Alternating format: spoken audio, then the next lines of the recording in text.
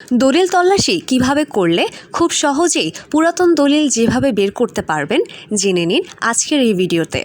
পুরাতন দলিল খুঁজে না পাওয়ার অন্যতম কারণ আমরা সঠিক পদ্ধতিতে পুরাতন দলিল তল্লাশি করি না।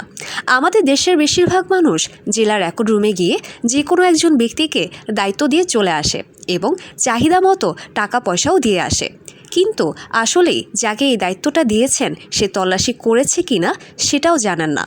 যখন তল্লাশিকারক বলে দলিল পাওয়া যায়নি তখন আমরা হাত পা গুটিয়ে বসে থাকি। মূলত দলিল তল্লাশির কিছু পদ্ধতি আছে। 1. নাম্বার জেলার রেকর্ড রুমের মধ্যে দাতার গ্রহীতার নাম দিয়ে একটি সূচি বই থাকে। 2. দলিলের ক্রমিক নাম্বার দিয়ে একটি সূচি বই থাকে। 3. দলিলের নাম্বার দিয়ে একটি সূচি বই থাকে। 4. দলিলের উল্লেখিত তফসিলের দাগ নাম্বার এবং খতিয়ান নাম্বার দিয়ে সূচি বই থাকে। 5.